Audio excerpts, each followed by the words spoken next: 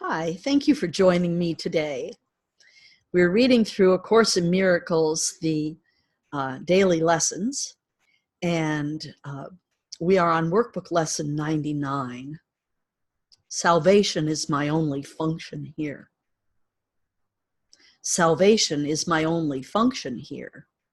Salvation and forgiveness are the same. They both imply that something has gone wrong, something to be saved from, forgiven for, something amiss that needs corrective change, something apart or different from the will of God. Thus do both terms imply a thing impossible, but yet which has occurred, resulting in a state of conflict seen between what is and what could never be. Truth and illusions are equal now, for both have happened. The impossible becomes the thing you need forgiveness for, salvation from.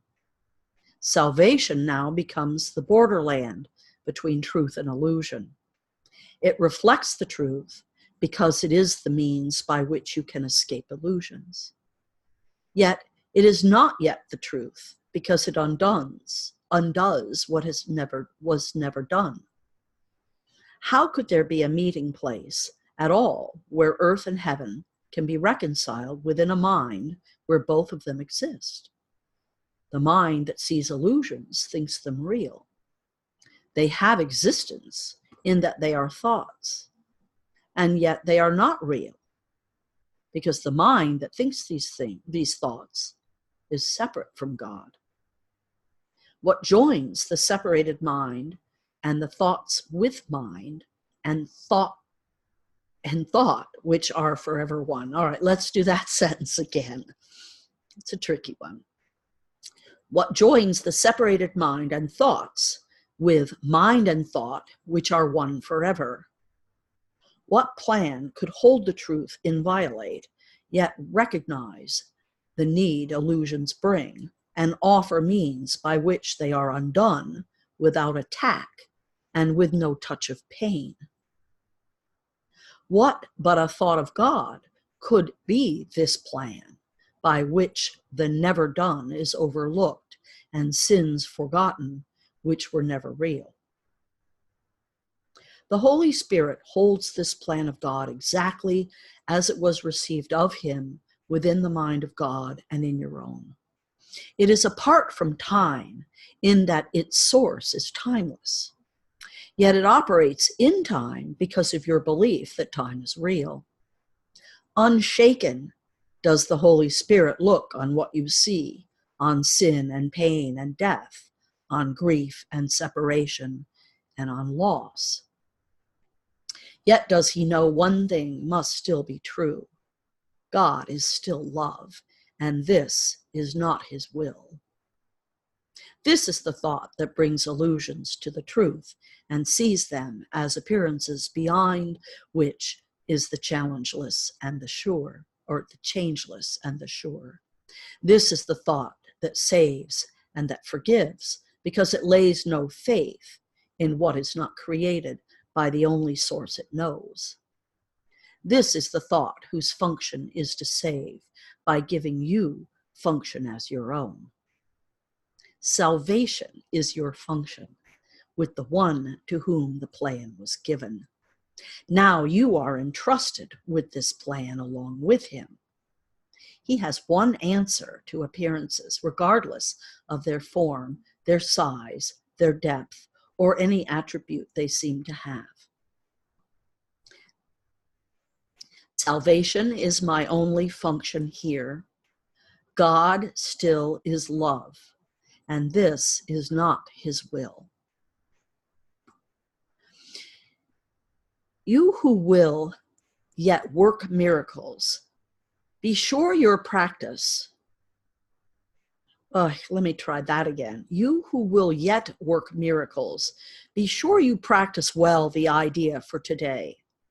Try to perceive the strength in what you say, for these are words in which your freedom lies.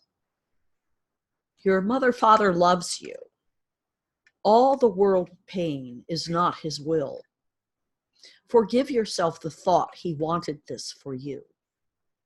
Then let the thought of which he has replaced all your mistakes enter the darkened places of your mind, that thought, the thoughts that never were his will. Another difficult sentence.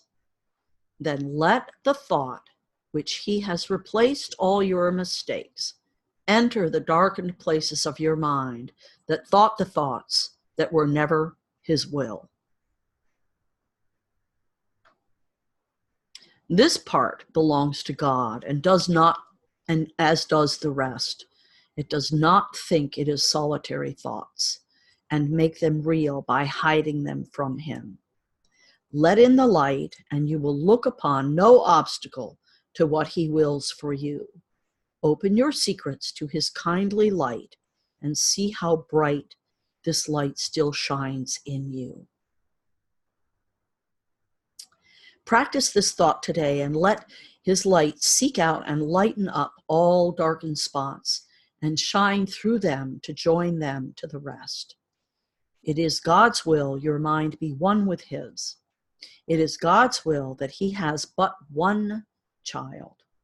It is God's will that his one child is you. Think of these things in practicing today and start the lesson that we learned today with this instruction in the way of truth. Salvation is my only function here. Salvation and forgiveness are the same. Then turn to him who shares your function here and let him teach you what you need to learn to lay aside all fear and know yourself as love, which has no opposite in you. Forgive all thoughts which would oppose the truth of your completion, unity, and peace. You cannot lose the gifts your Father gave you. You do not want to be another self. You have no function that is not of God. Forgive yourself, the one you think you made.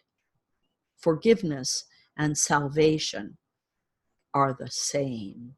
Forgive what you have made, and you are saved. There is a special message for today, which has the power to remove all forms of doubt and fear forever from your mind.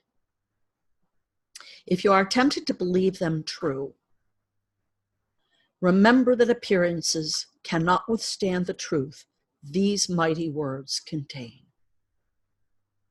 Salvation is my only function here. God still is love, and this is not his will. Your only function tells you you are one. Remind yourself of this between the times you give 5 minutes to be shared with him who shares God's plan with you. Remind yourself, salvation is my only function here. Thus do you lay forgiveness on your mind and let all fear be gently laid aside, that love may find its rightful place in you and show you that you are the child of God. Another powerful lesson for the day. This is a little tricky, this God still is love and this is not his will. I find that a confusing statement.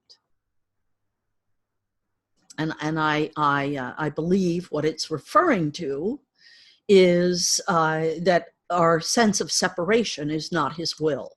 That our sense that we have some function here outside of salvation, that's not his will. I'd love to, I'm never going to do it, but I would really love it if someone were to rewrite this whole text without all these double negatives. It's a very difficult text to read. And I can see why people struggle with it. So I have many people tell me that I had someone here just this morning saying that I have those books. I can't read them. That language is just too difficult. So I hope just having a warm voice reading them is lending some help to absorbing the material. And if you would like additional support, I am here for you. Text me at 907-351-3003, or you can message me on the YouTube channel or on Facebook too. And I will do my best to respond. In the meantime, have a great day with this today, and I will see you here tomorrow. Namaste.